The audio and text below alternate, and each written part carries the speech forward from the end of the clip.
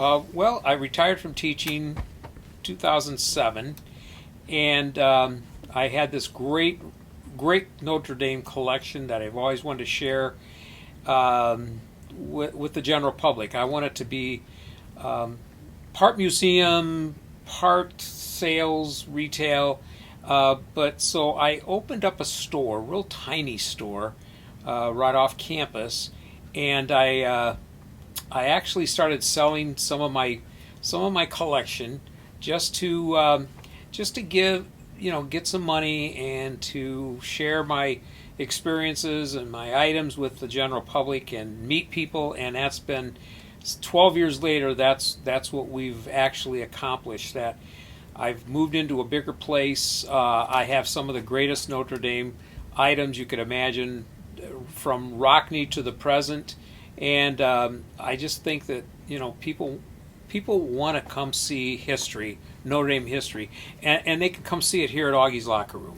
Well, I mean, I grew up loving Notre Dame. My dad grew up right down the street from Rockne, so I always heard great stories about Rockne, not necessarily from my dad, but from his brothers, my uncles, talking about going to practices and meeting Rockne. And so I always had this desire to know more about Rockne. So I started reading a lot of books about him. In fact, one of my teachers at St. Joe High School wrote a book called King of Coaches, Brother Daniel Bengert. And so that was probably one of the first books I ever read about Rockne, and it just got me more excited to learn more about what he did for college football, well, not only college football, but for the University of Notre Dame. And it was just, it took off from there. Interesting, when I got to St. Joe High School my freshman year, they gave us these old leather football helmets and pads, and they stunk, and it was terrible to put them on, and oh my God, it was horrible. They were terrible.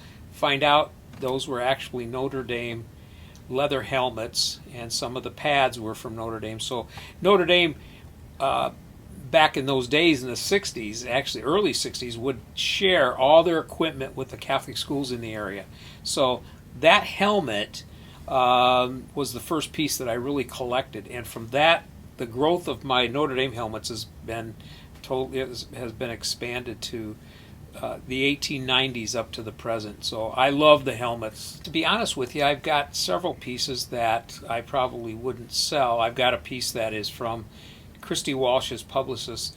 It's a 1920s cigar humidor that Rockne, Tad Jones, and Pop Warner, all three signed, the greatest three coaches in the history of college football, signed. That was made from an actual football, a Spalding football, into a cigar humidor. It's priceless. I've seen them on auctions go for big money. If you come into the store, you'd see Joe Montana's helmet from 1978, Rocket's helmet from the Sports Illustrated cover. So we've got items in here that you will never find anywhere else. It breaks down into categories. There are a lot of people who collect Rockne, just Rockne, and or history of Notre Dame. Collectors of programs they're no longer collecting the paper, I would say, programs and anything paper, posters, that sort of thing. Just the collectability isn't there anymore, because we all like to make a few bucks off of our collections and exchange things, and but there's very little collecting there.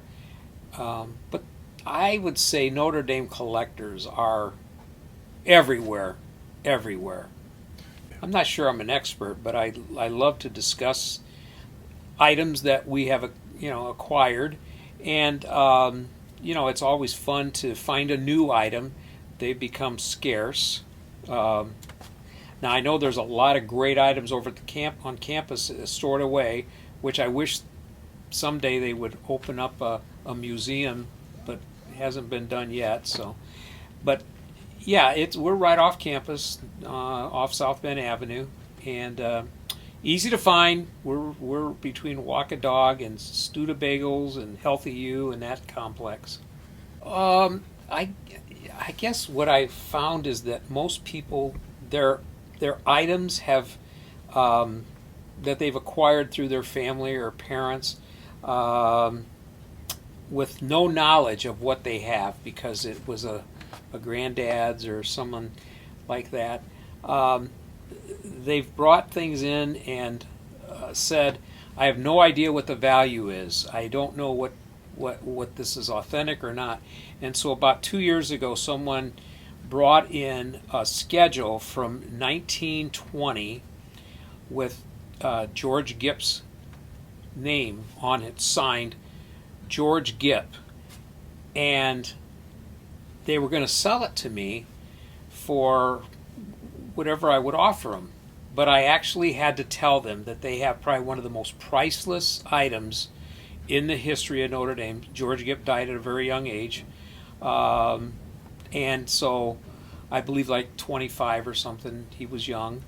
But they had no idea what they had. And so I told them, get this preserved, put this away, because this is one of the most valuable pieces I've ever seen.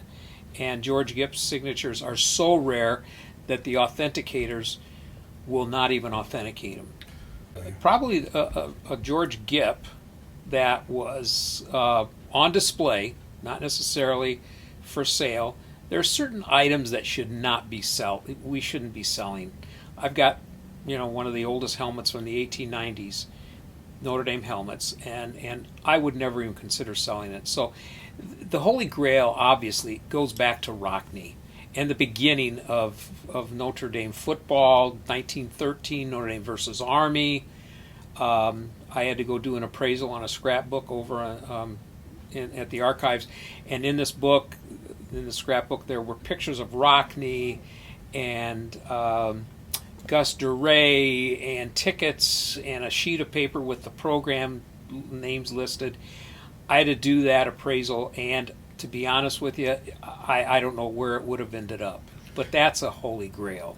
We are appraising things often, not necessarily older things. People come in with an Aeroparsegian signed football, and I give them an appraisal. And I would give them an offer, and I tell them, if you have grandchildren or anyone that loves Notre Dame, my first suggestion is give it to them.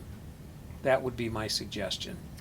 I would say have a theme. Don't try to collect everything. Just, if you want to collect signed mini helmets or bobbleheads or pennants, or, it's very difficult to find, maybe even tickets. Probably one of the first things I collected also were ticket stubs. And so I would say ticket stubs. And that's the best way to start. Start small. Well, we're at augieslockerroom.com, and hopefully we will be busy on Small Business Saturday. We're giving away to the first 50 families or customers a $30 lithograph, free for coming in. But we're going to be open from 9 to 6 on Saturday, and usually 10 to 6. But call me at 574-277-6363 or visit the website, augieslockerroom.com, and I'll be able to answer your questions.